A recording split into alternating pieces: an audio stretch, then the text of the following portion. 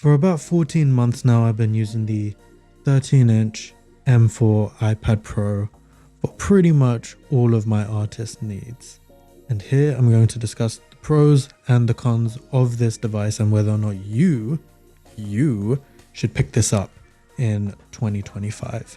When you look at other iPad Pro reviews on the internet, on YouTube, a lot of them come from tech channels that may not have the same needs or requirements or workflow as someone like myself or you who's watching this video, who wants to know how does this fare for digital art specifically. So let's get into some of the smaller stuff that might not matter as much for artists, but it's still good to know, still good to note down, and they're generally still nice things about this specific device. One, let's talk about the chip itself. That's in the name, the M4 chip. It has a 10-core CPU and a 10-core GPU. If you have the 1TB model, it has a 9-core CPU instead. If you have anything less than 1TB, so that's 256 or 512. The 1TB model also sports 16 gigs of RAM, which might be important depending on which software you're using. Things like Procreate will utilize that RAM for more layers, for example. So I guess keep that in mind. Next up, speakers. Not going to harp on this for too long. Just know that they're very good. They're extremely good. Don't know how they're packing so much heft and punch in such a thin form factor. It is thinner than my Apple Pencil. It's pretty nuts. Speaking of the Apple Pencil, this is the Apple Pencil Pro. This thing is kind of a subtle game changer. On the surface, it looks exactly the same as the original 2nd gen Apple Pencil. Here they are. Can you tell the difference? Can you say which one is which? Because I sure can't. I only know because I picked them up with my own hands. It says Pro on this one, so that's how you know. But the changes that they made to this, it's pretty substantial in my experience. So the Apple Pencil Pro, what makes this such a game changer for me? It is the squeeze feature. This thing has greatly streamlined my workflow. All you need to do is give it a little squeeze. You feel a little haptic thing, and look what I'm doing. It's just shifting between eraser and whatever brush I was using in Clip Studio. In other programs like Procreate, the same. I have it set up the same way, where we have the eraser and the brush, and then erase, and then the brush, and then erase. Very useful. You can change it in the settings. For example, you can have it bring up a tool wheel. You can have it be the color picker. Set it to whatever your heart's content. I use it for the eraser because that's just simply the tool I use the most. There are other features to this Apple Pencil Pro besides the squeeze feature. Obviously, there's the haptics, which it might give you a little tap tap tap when it's low on battery. Another feature that the Apple Pencil Pro has is barrel roll. This means that when you turn your pen, your brush might align with it. Or, for example, in Procreate, if you use the liquify tool, you can twirl with more accuracy rather than just sort of how it used to be, where you just hold it and it will just twirl at a set rate. I can see it being useful for some, however, not something that I use an awful lot. But for those that it might be important to, that's great. I was going to discuss the performance in games because I figured that might be important to some people. I don't game an awful lot on this. As you can tell, I was downloading a huge update for Genshin Impact, which is a game that I don't spend a lot of time in to begin with. But I do think a lot of people can use this thing for gaming. It is very powerful. But I figured I'd use this time whilst it's downloading this to discuss something that I find absolutely phenomenal about this particular device. Something that makes it arguably best in class is its screen. The screen is unbelievable. It's fucking mind-boggling what they have done with this device and its screen. It's using a thing that they call a tandem OLED. So a tandem OLED, think of it as like stacked. You got two OLED layers on top of each other. What it does is it makes this thing extremely vibrant, extremely bright for an OLED. I haven't seen a single OLED screen that is as bright as this, just like on average.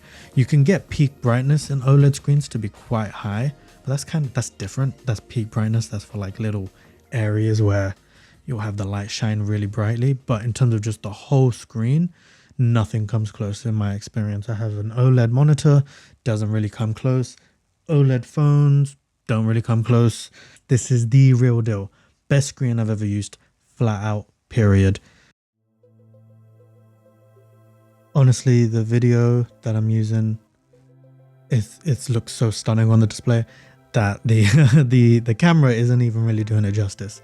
This maybe gives you like a little sample of what the screen is capable of.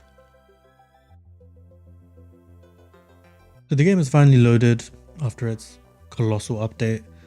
And look, it runs great. If you go to settings, you can see pretty much everything is maxed out. I have anti-aliasing turned off, but I can turn that on. I just don't particularly love TAA to begin with. The frames per second, they claim 120. It's a little bit difficult to tell. It feels smooth. It does feel smooth. It does feel like 120, but I cannot confirm 100% if it's running flawlessly, if there are like drops in frames. But I think if you're going to play on this, you're not really going to have any complaints. It runs well. It looks good. You're just going to have to take my word for it, okay? Smaller games like Dead Cells also runs great. You're not really going to have any issues with it. You can also hook up controllers to it if whichever one you really like. I'm pretty sure all of them are supported. But overall, it's a pretty solid gaming device. It's not going to, I wouldn't say it's going to replace an actual gaming laptop / PC or like a PlayStation or even like a Nintendo Switch 2. But enough waffling, yapping about games and the screen and blah, blah, blah. How is it for drawing for an artist? I'd say wonderful. You can really just, any sort of digital art thing that you want to do, you can almost certainly do it on this. So as we've already discussed, the screen, absolutely insane. You're gonna get wonderful looking results on this particular screen, even more so than previous iPads.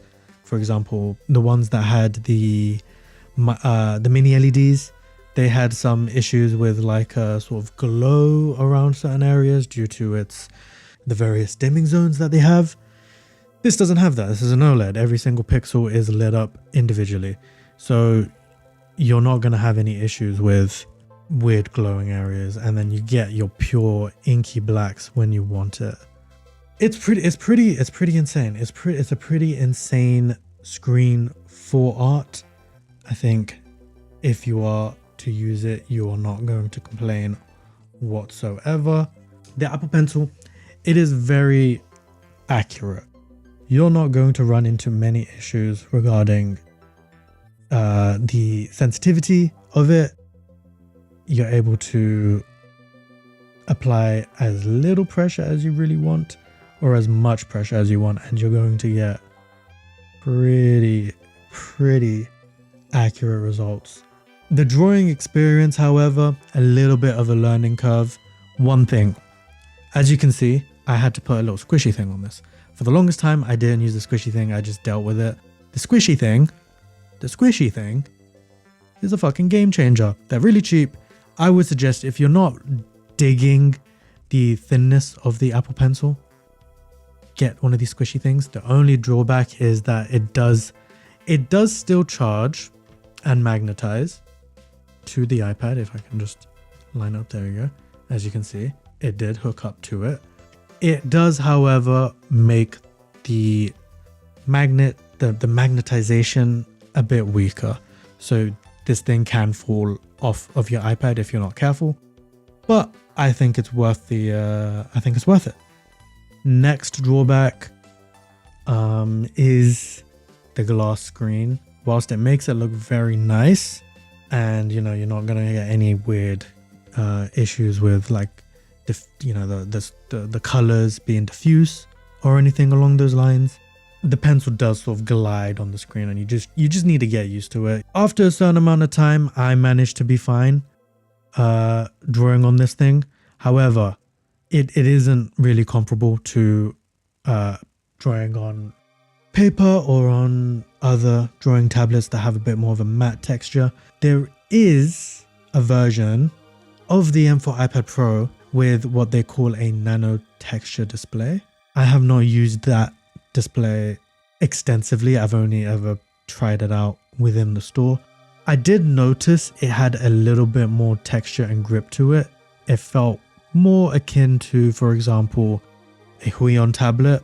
It's not going to feel like paper. I don't think any tablet feels like paper, but I didn't find the added grip and texture worth it due to the more diffused color that the nano texture display provides.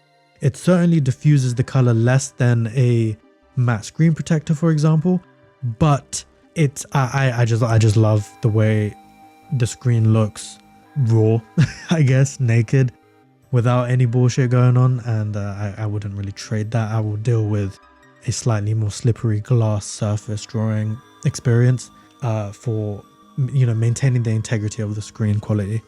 So in terms of art programs that you can use on this device, there's a lot. So Clip Studio, this is my chosen program ever since I've gotten this particular model of the iPad Pro.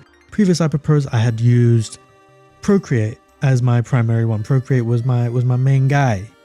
It was my buddy, it was my pal, it was my bestie for a good few years, from like 2016 all the way to 2024. That's a good 8 years. It's a good 8 years. That's solid. I've now completely converted over to Clip Studio for a variety of reasons. One, I do find the M4 iPad Pro has the grunt, the heft to really pull off Clip Studio. And even then, Clip Studio can be a bit laggy. It's certainly not as optimized as Procreate. For example, if you were to get a nice big brush, like let's try big gouache. Look at that. Whoa, ooh, buddy. Ooh, buddy, that's not great. That's not great. In comparison, you can get Procreate, very well optimized, and it's buttery smooth. You're not gonna run into any issues of like big shit fucking around with your performance. You're gonna be good. You're gonna be great. You're solid. Speaking of Procreate though, this is another drawing app. Probably the most popular on this device, and it's what makes this device specifically unique, because Procreate isn't on anything else. You can't get it on Windows, you can't get it on Mac, you can't get it on Android. It is only on the iPad. You can't even get it on phones. There's a phone version, but it's not the same thing. Point being, Procreate is kind of the killer app for the iPad, which is funny because I don't use it anymore. But there is no denying the quality of Procreate. It's got a wonderful brush engine. You're not going to really find a brush engine as good as this. Drawing on this feels wonderful. It looks wonderful. It's great. You can't really, you can't get much better than this. Now, the reason I'm more of a Clip Studio guy at this point is there's a few things, and I'll probably go more in depth in a future video, but it really just comes down to the breadth of tools and customizability of Clip Studio. It's far more cramped. There's a steeper learning curve compared to Procreate. Procreate's very intuitive. It's very easy to understand. This has a lot more shit going on, but all of that shit, a lot of it's quite useful. The main things though, layer management, way better on Clip Studio. Stuff like adjustment layers, incredibly important in my experience, so you don't have to commit to every single change that you make. There is also, and this is the key thing that drove me to Clip Studio, comics. If you're making a comic of any kind, webtoon, manga, just a normal comic, Clip Studio I feel is the program to go with, even with maybe its inferior brush engine, which is more subjective. I like the brushes.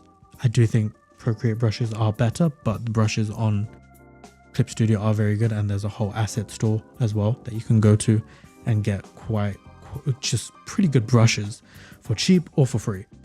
But the comics, page assist, the paneling, the ease of creating speech bubbles and organizing everything, it's just way superior on Clip Studio.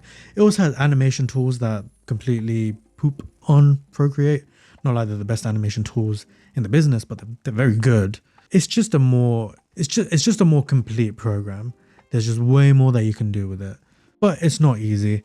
And if I were to recommend a program to use when you start, get Procreate, especially since it is just a one-time purchase, whereas Clip Studio is, you just got to keep paying for it. It's a subscription. It's kind of annoying. Other programs, you got Nomad Sculpt if you're into 3D sculpting. Pretty cool. I am not a 3D sculptor. I would like to learn, but I don't know how to do this shit. Wow, look at this fucking freak bugoid thing that I made. Amazing. I don't like what I've done. Pixakey. This is a pixel art program. I have not used it in a long time because I have not needed to do any pixel art. This is very old, several years old, which is why it looks kind of shit. But you can do pixel art stuff on this, and it's even animated pixel art. So this is pretty good. This could be good in certain maybe game development workflows if you're doing pixel art stuff, or even if you're just doing regular pixel art, just like as illustrations. You can do it on this device. That's pretty neat. It's quite versatile. There are a variety of other programs.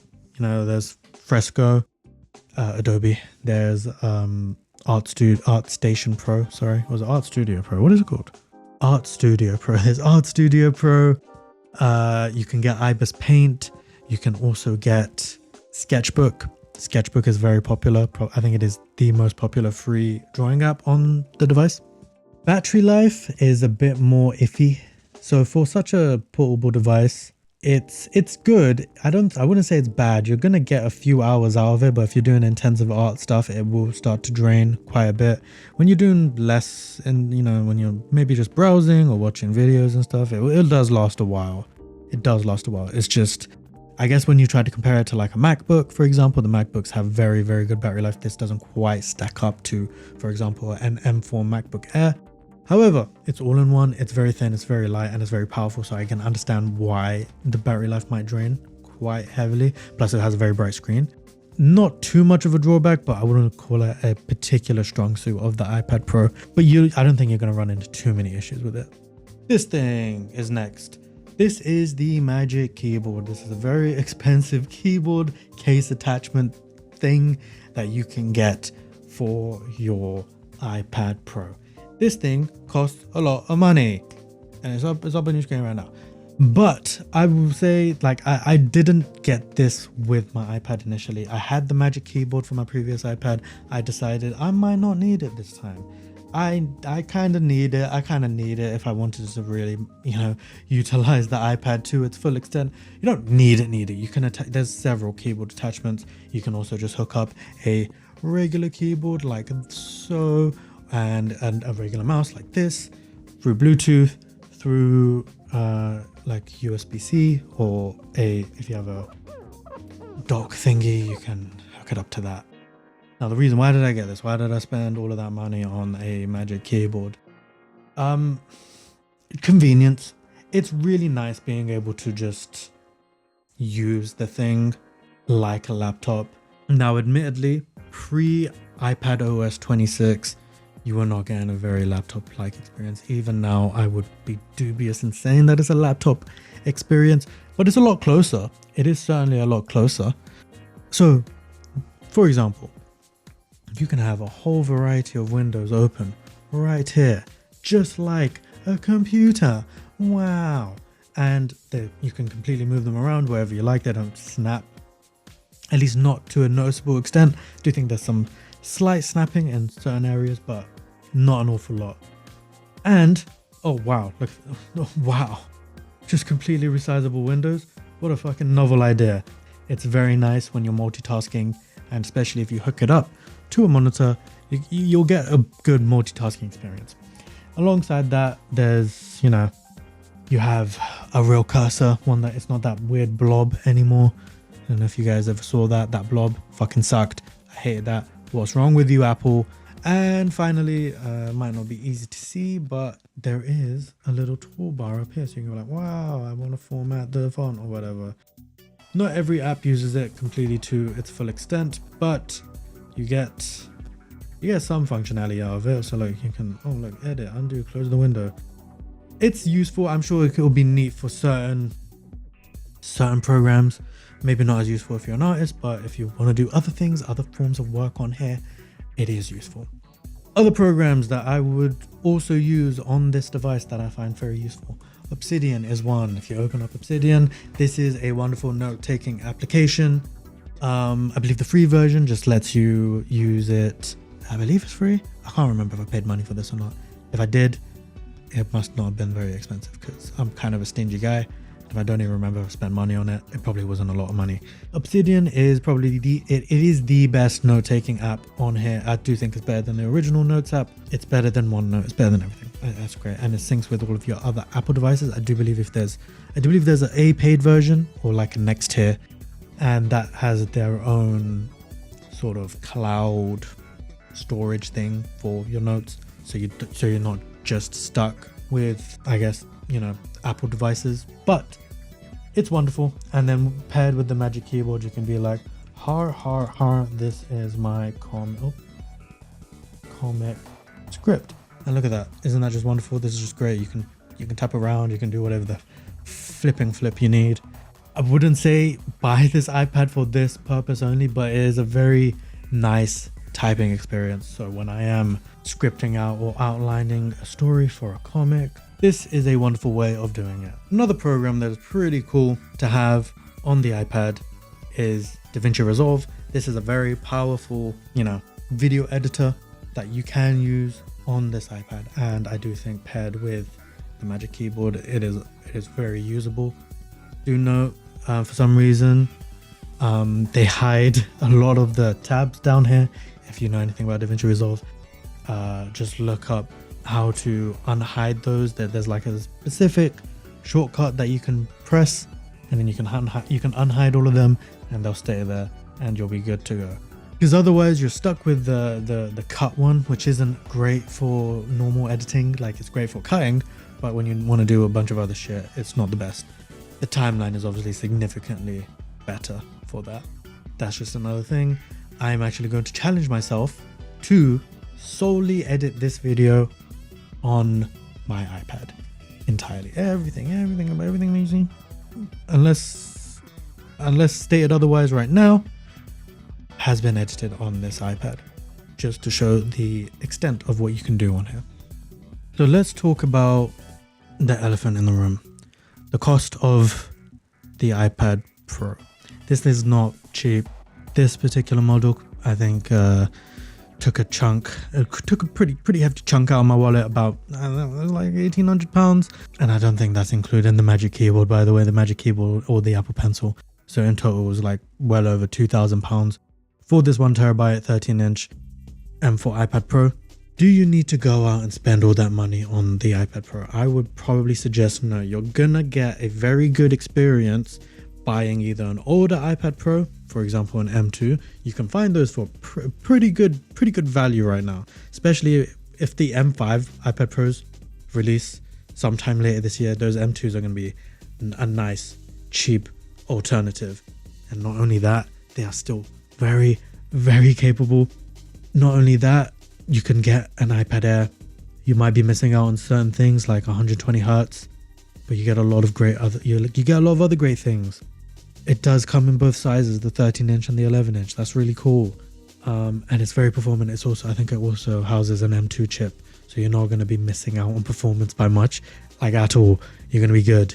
So all in all, do I recommend this product? On one hand, it's an amazing product in pretty much every category. The hardware, the user experience, the screen, the speakers, the Apple Pencil Pro, these are all just wonderful things that make drawing on this fantastic. The thing that I've drawn on consistently for years and years at this point, the iPad Pro, is my main device. But unless you are fucking super interested in digital art to the point where you just want like the best experience, you probably don't necessarily need this device. Same with if you're like a hardcore professional. This is great. You probably will need another device alongside it, like a regular computer. That's just the reality. You can probably do all of your art stuff on here, unless you're in maybe if you're an industry artist, that's a bit different. You're probably going to need to use some programs that aren't available on the iPad Pro. Like full-blown Photoshop is not on the iPad Pro. Keep that in mind. If you need Photoshop, or if you need the full-blown regular Adobe Suite, it's not available on this. If you need certain 3D modeling programs, you're just going to want to get like a computer for that anyways. And there's certain other aspects of the iPad that makes it not, even for me, someone that can realistically do like 99.999% of things on this device, there are just like things that do not function on iPad OS yet, and it's kind of annoying. I probably will do a full-blown review of iPad OS 26, either when the public beta comes out or developer beta 4, whichever one releases first. I will probably do a review of that. But there's just a lot of limitations. Even like there's websites. There are just websites that some functionalities do not work no matter what you do, just because it is an iPad. Fourth Wall is an example. Fourth Wall, it's like a commerce website thing. You can set up, it's like Shopify, but free. You cannot design products on the website on your iPad. I'm not entirely sure why that's the case. That is more of a developer thing. Like it's not necessarily the iPad's fault, but it is an annoyance that you do not experience on Mac or on Windows, for example. But all in all, this will continue to be my chosen device for pretty much everything. Like I said, I'm going to be editing this video. All of the art that you see will be done on here. Any graphics, motion, whatever will be done on this device. I love the iPad Pro. I will continue to use it. It will be my main device most likely for years to come, especially for art. Super portable, super powerful. I love Clip Studio.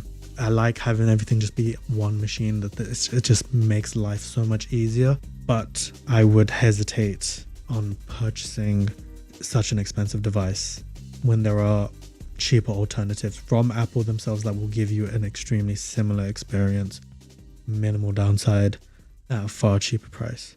Well, I hope you enjoyed the review. If you did, make sure to like, comment, subscribe.